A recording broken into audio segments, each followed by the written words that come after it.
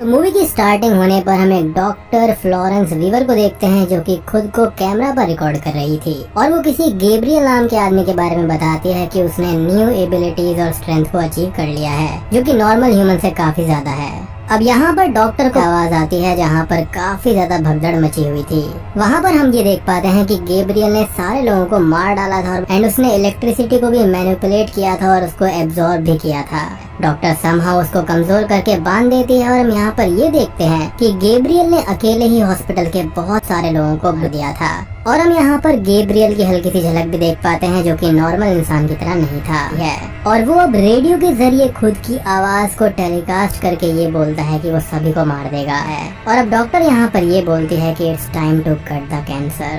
खैर अब कहानी कई साल आगे बढ़ जाती है जहाँ पर हम मेडिसन मिशेल को देखते हैं जो कि प्रेग्नेंट होती है। एरिक ये बोलता है कि यहाँ पर मेडिसन को बार बार प्रेग्नेंट नहीं होना चाहिए क्योंकि उसका बार बार मिसकैरेज हो जाता है और डेरेक इस चीज से काफी परेशान था।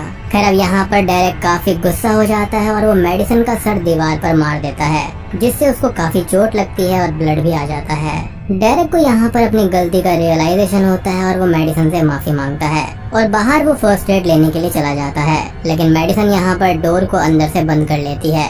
डेरेक भी बाहर से मेडिसन से माफी मांगता है बट मेडिसन डोर को ओपन नहीं करती। अब रात को मेडिसन और डेरेक अलग अलग रूम में सोते हैं। डेरेक यहाँ पर नीचे सोफा पे सो रहा था और उसको घर में कुछ अजीब सी आवाजें आने लगती हैं और किचन से उसको मिक्सर की आवाज आ जाती है जिसको वो जाकर बंद करता है लेकिन तभी फ्रिज अपने आप ओपन हो जाता है। डेरेक फ्रिज बंद करके हॉल में आता है जहाँ पर उसको टीवी ऑन मिलता है और वहाँ पर एक पर्सन उसको बैठा हुआ दिखाई देता है लेकिन डेरेक जैसे ही लाइट ऑन करता है वो पर्सन कहीं हवा में ही गायब हो जाता है और अब सडनली वो पर्सन डेरेक के पीछे आकर उस पर अटैक कर देता है। अब तभी अचानक से ही मेडिसन की अपने रूम में आंखें खुलती है और वो अपने पिलो पर ब्लड को नोटिस करती है जो कि उसकी चोट से आ रहा था। मेडिसन नीचे जाती है जहाँ पर उसको डेरेक मरा हुआ मिलता है। यहाँ पर डेरेक को काफी बुरी तरह से मारा गया था और उसकी डेड बॉडी के पास में डेरेक को मारने वाला पर्सन था जिसको देखकर मेडिसन डर जाती है और वहाँ से भागने लगती है। वो पर्सन अब अजीब तरह से चलता है और वो मेडिसन का पीछा करने लगता है।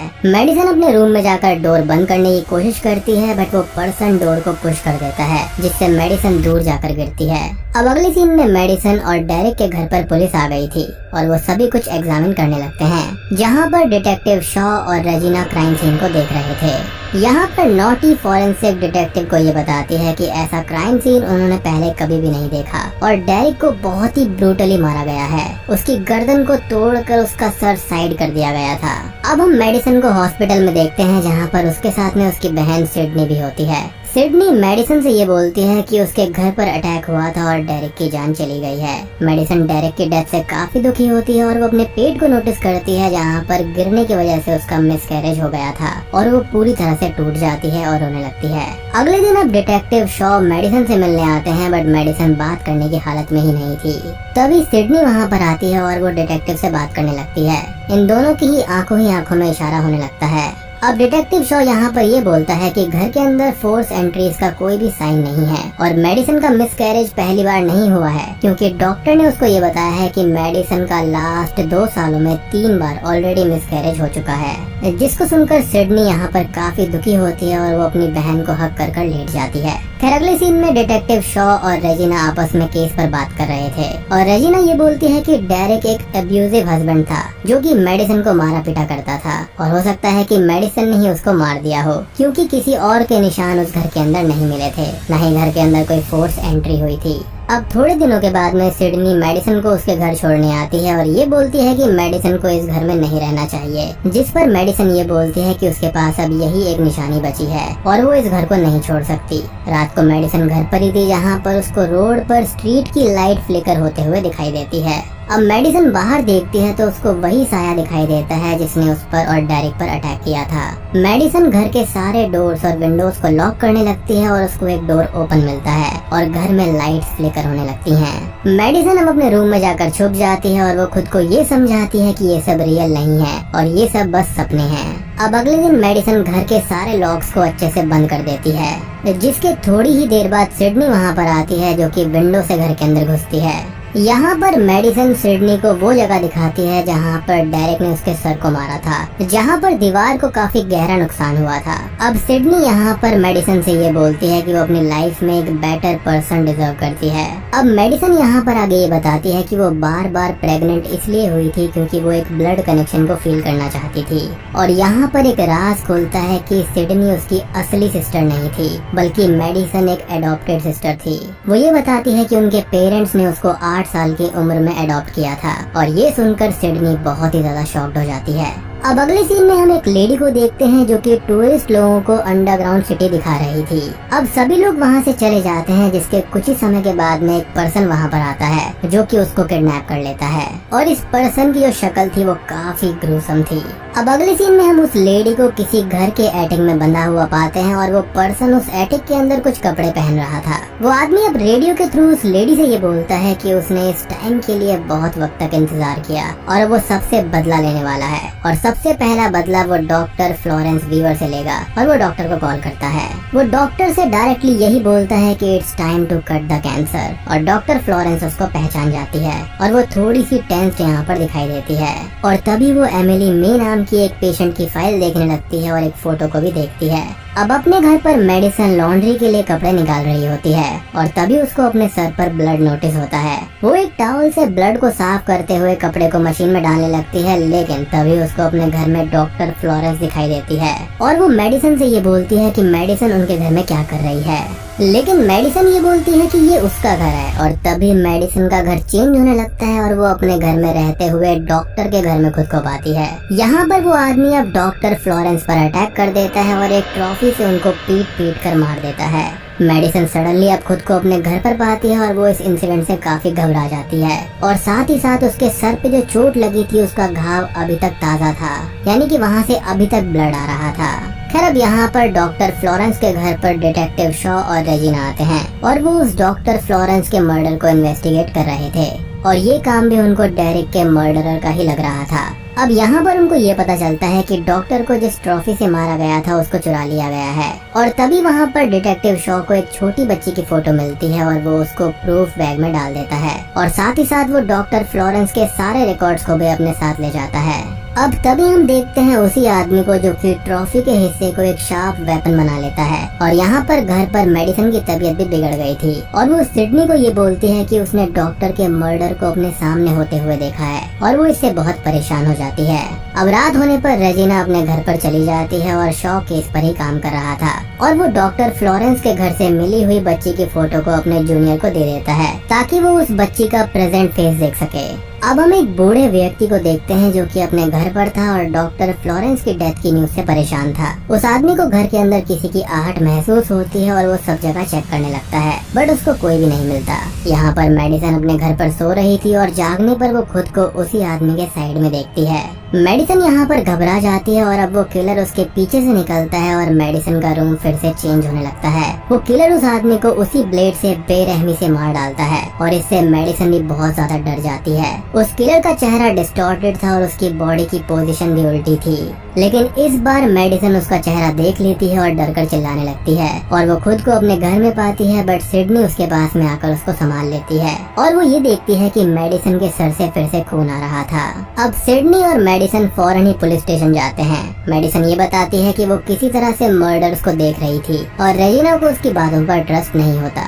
शॉ और रेजिना मेडिसन और सिडनी के साथ मेडिसन के बताए हुए एड्रेस पर जाते हैं जहाँ पर मर्डर हुआ था। एज मेडिसन ने विंडो के बाहर से उस बिल्डिंग का नाम देख लिया था, यानी कि जब वो उस घर के अंदर उस किलिंग को देख रही थी। शॉ और रेजिना को वहाँ पर मारे गए आदमी की लाश मिल जाती है। वापस पुलिस स्टेशन आने पर मेडिसन वॉशरूम जाती है जहाँ पर उसको एक कॉल आता है जो कि अननोन नंबर से था। कॉल पर वही किलर था और वो उसको एमिली बोलता है। मेडिसन ये बोलती है कि उसका नाम मेडिसन है और वो किलर ये बोलता है कि वो एमिली है और मेडिसन जो नाम है वो उसके फेक पेरेंट्स ने उसको दिया है। अब मेडिसन यहाँ पर ये बोलती है कि उसको ये सब रोक देना चाहिए, लेकिन किलर का ये कहना था कि अभी तो ये सब शुरू हुआ है और वो सभी को मार देगा। मेडिसन अब उसको गैब्रियल बोलकर रुकने का बोलती है और गैब्रियल नाम हमने स्टार्टिंग में सुना था। खैर मेडिसन यहाँ पर खुद ही शॉक्ड हो जाती है कि वो उस किलर को कैसे जानती है और वो किलर हंसते हुए ये बोलता है कि मेडिसन के अंदर अभी भी उसकी यादें मौजूद हैं और वो उसका गैब्रियल है। मेडिसन अब सिडनी को लेकर घर चली जाती है। और शॉ जब उस जूनियर को दी हुई फोटो को देखता है तो वहाँ पर किसी और की फोटो नहीं बल्कि मेडिसन की ही फोटो थी। अब घर जाते टाइम मेडिसन सिडनी को ये सब बातें बताती है कि वो जो गैब्रियल है वो उसके भूतकाल से जुड़ा हुआ है और वो दोनों अपनी मदर के घर पर जाती हैं। अब अपनी मदर के पास आने पर मेडिसन उनसे गैब्रियल के बारे में पूछती है और मॉम भी गैब्रियल का नाम सुनकर परेशान हो जाती है। उनकी मॉम उन दोनों को मेडिसन के बचपन की कुछ वीडियो टेप्स को दिखाती है और उन वीडियोस के अंदर मेडिसन का एक इमेजिनरी फ्रेंड गैब्रियल था, जिसको देखकर यहाँ पर मेडिसन काफी ज्यादा शॉक्ड हो जाती है। अब वीडियो के अंदर गैब्रियल मेडिसन को ये भी बोलता है कि उसके अडॉप्टेड पेरेंट्स का जब बच्चा होगा तो वो मेडिसन को नहीं चाहेंगे, यानी कि बेसिकली यहाँ पर वो सिडनी के बारे में बात कर रहा था। अब मॉम उनको ये बताती है कि उनको ये लगता था कि मेडिसन परेशान है और शायद से प्यार देने पर वो ठीक हो सकती है, और ऐसा हुआ भी था। खैर अगले सीन में हम शॉ को देखते हैं जो कि डॉक्टर फ्लोरेंस की एक रिपोर्ट को देखता है जो कि एमिली यानी कि मेडिसन के बारे में ही थी। तो यहाँ पर मेडिसन का जो ओरिजिनल नाम है वो एमिली है। डॉक्टर वहाँ पर ये बताती है कि मेडिसन को विजन्स आते हैं और शॉ एक फोटो को देखता है जिसमें एमिली के केस के डॉक्टर से इस फोटो से रिलेटेड। डॉक्टर फ्लोरेंस तो मारी जा चुकी थी और रिसेंटली मारे गए थे डॉक्टर विक्टर, और वहाँ पर एक और डॉक्टर था जिनका नाम होता है जॉन ग्रेगरी। और यहाँ पर शॉ ये समझ जाता है कि अब अगला नंबर जॉन ग्रेगरी का है और वो उनको बचाने के लिए चला जाता है। अब तभी हम मेडिसन को फिर से अपने घर पर देखते हैं जहाँ पर उसका घर फिर से चेंज होने लगता है और वो इस बार डॉक्टर जॉन के पास में थी। शॉ भी यहाँ पर अब भागते भागते वहाँ पर आ गया था और वो जॉन को डेड पाता है। अब शॉकिंगली यहाँ पर डिटेक्टिव शॉ को मेडिसन देख पा रही थी बट शॉ उसको नहीं देख पाता और वो मेडिसन की वॉइस सुनता है जिसमें वो ये बताती है कि किलर अभी भी वहीं पर है और वो किलर शॉ पर अटैक कर देता है। लेकिन ये किलर यहाँ पर शॉ को नहीं मार पाता और शॉ यहाँ पर उस पर भारी पड़ता है और वो किलर वहाँ से भागने लगता है जो कि काफी स्ट्रेंज था। उसके पास में काफी ज्यादा शक्तियाँ थी और वो काफी अजीब तरीके से भाग रहा था। लाइक उसका फेस फ्रंट में था लेकिन उसकी बॉडी बैकवर्ड थी और ये मुझको scary stories to tell in the dark के उस मॉन्स्टर की याद दिलाता है जिसके हाथ पैर सीधे थे लेकिन मुंडी उल्टी थी। डिटेक्टिव शॉ ये सब देखकर काफी ज्यादा शॉक्ड हो जाता है कि ऐसा कैसे हो सकता है। I mean, किसी नॉर्मल ह्यूमन के लिए ऐसे भागना या फिर ऐसे चलना पॉसिबल नहीं था। खैर शॉ उसका पीछा करते हुए एक जगह पर पहुंच जाता है और वो किलर उस पर अटैक कर देता है। शॉ यहाँ पर बच जाता है और वो किलर वहाँ से भाग जाता है और शॉ ने यहाँ पर अब तक किलर का डिस्टॉर्टेड चेहरा देख लिया था। और दोस्तों ये चेहरा बिल्कुल वैसा ही था जैसा कि मेडिसन ने पुलिस स्टेशन में बनवाया था। अब अगली सुबह शॉ और रेजिना मेडिसन के घर पर जाते हैं और उससे बात करते हैं कि शायद से गैब्रियल उसके पास्ट का कोई अब्यूजिव इंसिडेंट हो सकता है। अब वहाँ पर वो लोग एक साइकोलॉजिस्ट को बुलाते हैं जो कि मेडिसन को हिप्नोटाइज करके उसके बचपन की मेमोरीज को रिवाइज करती है। मेडिसन अब अपने बचपन की यादों के बारे में बताती है कि गैब्रियल सब गलती करता था और मेडिसन को उसकी सजा मिला करती थी। एक दिन गैब्रियल मेडिसन को केक काटने का बोलता है बट असल में वो केक की जगह उसकी प्रेग्नेंट मदर को काटने वाली थी और जब मेडिसन को होश आता है तो वो बहुत ही ज्यादा डर जाती है और प्रेजेंट टाइम में भी आसपास का माहौल काफी ज्यादा खराब होने लगता है। अब प्रेजेंट टाइम में आने पर मेडिसन सबको ये बताती है कि उस दिन से गैब्रियल को वो भूल गई थी क्योंकि अचानक से उसको याद आ गया और वो तब सिडनी को मारना चाहता था। अब दूसरी ओर हम उस लेडी को देखते हैं जो कि एटिक में बंद थी और वो खुद को समहाउ फ्री कर लेती है, लेकिन जब वो आगे जाती है तो छत टूट जाती है और वो नीचे गिरती है और ये घर किसी और का नहीं बल्कि मेडिसन का ही था। जी हाँ, यानी कि ये लेडी अभी तक मेडिसन के ही एटिक में बंद थी। मतलब कि गैब्रियल यहाँ पर मेडिसन की नाक के नीचे से ये सब कर रहा था। अब डिटेक्टिव शॉ और रेजिना मेडिसन को अरेस्ट कर लेते हैं क्योंकि वो लेडी और उस किलर के कपड़े हथियार भी मेडिसन के एटिक से ही मिले थे, जो कि काफी ज्यादा स्ट्रेंज होता है। खैर अब डिटेक्टिव शॉ और रेजिना मेडिसन से पूछताछ करते हैं। रेजिना ये बोलती है कि वो तो शुरुआत से ही जानती थी कि मेडिसन ये सब कर सकती है और मेडिसन को कोई साइकोलॉजिकल बीमारी थी और अब वो बीमारी वापस आ गई है। मेडिसन ही सारे मर्डर्स कर रही है। मेडिसन मर्डर से इनकार करती है और उसको गुस्सा आ जाता है जिससे वहाँ की सारी लाइट्स फूट जाती हैं। अब तभी शॉ को एक कॉल आता है जो कि उसी किलर का था, जो कि एक अननोन नंबर से था। किलर ये बोलता है कि उसका सामान पुलिस स्टेशन में है और वो उसको लेने आएगा। अब डिटेक्टिव शॉ यहाँ पर उस किलर को गैब्रियल बोलता है, यहाँ पर गैब्रियल ये बोलता है तो मेडिसन ने सब कुछ बता दिया है। और इस बात पर गैब्रियल का ये कहना था कि तो मेडिसन से ये भी पूछो कि उसको वो क्या बुलाया करती थी और मेडिसन ये बताती है कि वो उसको द डेविल बोलती थी। अब तभी यहाँ पर सिडनी मेडिसन के एडॉप्शन हॉस्पिटल का एड्रेस ले लेती है जो कि अबैंडन था और वहाँ से मेडिसन के इलाज के टेप्स को भी ले आती है। अब घर आने पर वो उन टेप्स को देखती है और दोस्तों अब यहाँ पर खुलते हैं असली पत्ते। अब यहाँ पर मेडिसन या फिर कहें एमिली की जो बायोलॉजिकल मदर थी उनका नाम होता है सेरेना मे, जो कि असल में 15-16 साल की एज में एक रेप विक्टिम थी और उन्होंने मेडिसन को इस हॉस्पिटल में डॉक्टर फ्लोरेंस के पास में छोड़ दिया था। लेकिन अब आप कहेंगे कि रेप विक्टिम का बच्चा एक हॉस्पिटल में क्यों छोड़ दिया गया? तो असल में यहाँ पर एमिली जो थी वो एक एबनॉर्मेलिटी के साथ में पैदा हुई थी और वो एबनॉर्मेलिटी कुछ और नहीं बल्कि एक पैरासिटिक ट्विन था जो कि मेडिसन से जुड़ा हुआ था और उसका अपना खुद का ब्रेन था। डॉक्टर फ्लोरेंस ने उसका ट्रीटमेंट किया था और वो मेडिसन के ब्रेन को भी ओवरटेक कर लिया करता था। साथ ही वो बहुत ही ज्यादा एग्रेसिव भी हो गया था, जिस वजह से डॉक्टर फ्लोरेंस को अपने साथी डॉक्टर्स की हेल्प से उसको मेडिसन से अलग करना पड़ा और शुरुआत में बताया गया कैंसर यही था और इसी कैंसर को कट करने की बात करी जा रही थी। अब बात करें इस मूवी के टाइटल मलिग्नेंट के बारे में, तो उसका मतलब यही होता है कि ट्यूमर या फिर कैंसर या फिर कोई ऐसी चीज जो काफी ज्यादा खतरनाक होती है। तो बेसिकली इसी पैरासिटिक ट्विन को यहाँ पर गैब्रियल का नाम दिया गया है। असल में एमिली की माँ को यहाँ पर ट्विंस होने थे, लेकिन यहाँ पर हुआ ये कि जो दूसरा बच्चा था वो अलग नहीं हो पाया, जिससे कि एमिली तो ठीक ठाक पैदा हो गई, लेकिन यहाँ पर जो गैब्रियल था वो काफी ज्यादा डिफॉर्म पैदा हुआ और वो साथ में जुड़ा हुआ था जिसका एक्चुअल में खुद का ब्रेन था। अब डॉक्टर्स ने यहाँ पर किया ये कि जो गैब्रियल का डोमिनेटिंग हिस्सा था उसको निकाल दिया और जो थोड़ा बहुत हिस्सा बचा था उसको उसके दिमाग में वापस फिक्स कर दिया, क्योंकि अगर गैब्रियल को पूरा निकाल लिया जाता तो यहाँ पर एमिली की भी जान जा सकती थी। और दोस्तों यहाँ पर मेडिसन और एमिली में कंफ्यूज मत होना, ये दोनों एक ही पर्सन है, लेकिन अब मूवी के लिए मैं इसको मेडिसन ही बुलाऊंगा। और यहाँ आगे हमको ये भी पता चलता है कि जब जब मेडिसन खुद को कहीं और पाती है वो एक्चुअली गैब्रियल का ही ब्रेन करता है और मेडिसन को एक मेंटल प्रिजन में डालकर वो मेडिसन की बॉडी को ओवरटेक कर लेता है।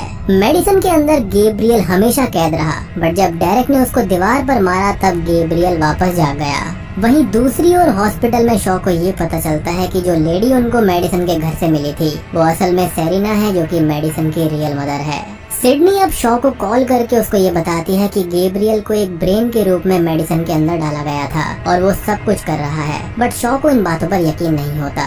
अब यहाँ पर मेडिसन को एक सेल के अंदर बंद कर दिया जाता है और उसको वहाँ की प्रिजनर्स मारने लगती हैं। अब कुछ ही देर के बाद में मेडिसन के सर के पीछे का हिस्सा ओपन होने लगता है और उसके अंदर से एक डिस्टॉर्टेड फेस बाहर आता है, जो कि कोई और नहीं बल्कि गैब्रियल ही होता है और वो उन सभी प्रिजनर्स को बुरी तरह से मार देता है, मतलब बहुत ही बुरी तरह से। गैब्रियल ने यहाँ पर मेडिसन की बॉडी को उल्टी साइड से कंट्रोल कर लिया था और वो बाहर जाता है और अपने कपड़े और ब्लेड ले लेता है। पुलिस स्टेशन में अब तक शॉ और रेजिना भी आ जाते हैं और यहाँ अभी तक गैब्रियल ने बहुत सारे पुलिस ऑफिसर्स की जान को ले लिया था और उनको काफी ब्रूटली मारा गया था। लेकिन यहाँ पर ये जो VFX वगैरह किया गया है वो काफी सस्ता सा लगता है। अब डिटेक्टिव शॉ को यहाँ पर साफ साफ दिख जाता है कि ये कोई और नहीं बल्कि वाकई में मेडिसन ही है, यानी कि यहाँ पर गैब्रियल और मेडिसन अलग अलग नहीं है बल्कि एक ही बॉडी के अंदर हैं। लेकिन बस फर्क इतना है कि जब ऐसा कुछ होता है तो यहाँ पर गैब्रियल का जो माइंड है वो उसकी बॉडी को कंट्रोल कर लेता है।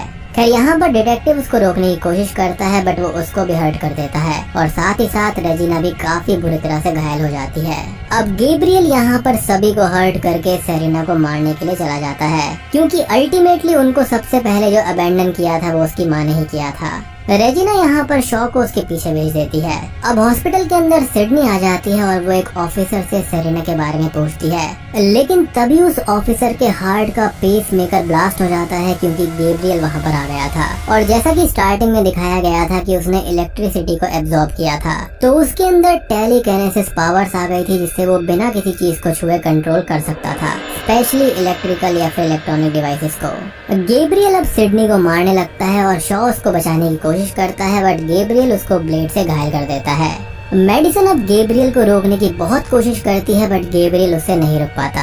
सिडनी अब मेडिसन को अपना कंट्रोल वापस लेने के लिए बोलती है और ये भी बोलती है कि गैब्रियल ने ही उसके अनबॉर्न बच्चों को अभी तक मारा था, यानी कि उसका मिसकैरेज होने का कारण यहाँ पर गैब्रियल था, क्योंकि वो उसके फीटस की ताकत को एब्जॉर्ब कर उसके अंदर जिंदा रह रहा था। अब मेडिसन ये सब सुनकर काफी ज्यादा गुस्से में आ जाती है और अपना कंट्रोल वापस लेने लगती है। बट गैब्रियल यहाँ पर सिडनी को शूट करके मार देता है और अब वो अपनी माँ सेरेना को भी मार देता है। लेकिन सडनली गैब्रियल को मेडिसन की आवाज आती है और अब वहाँ पर सब कुछ चेंज होने लगता है और वो अपने सामने मेडिसन को देखता है। मेडिसन यहाँ पर गैब्रियल से ये बोलती है कि जो गैब्रियल ने अभी तक उसके साथ में किया वो सभी चीजें अब गैब्रियल उसके साथ में कर सकती है। और अब मेडिसन का ये कहना था कि वो उसको हमेशा के लिए वहाँ कैद कर रखेगी।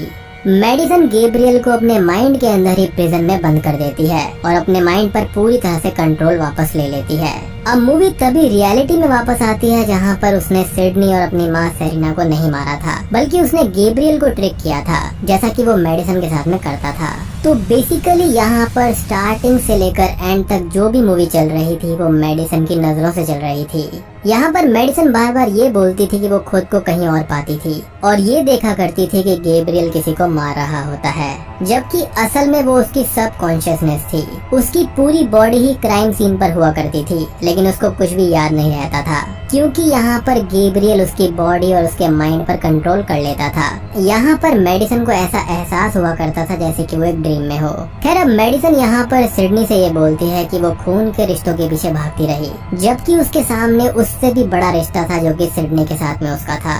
और ये जरूरी नहीं है कि हमेशा खून के ही रिश्ते अच्छे होते हैं, कई बार उसका अपोजिट भी सच होता है।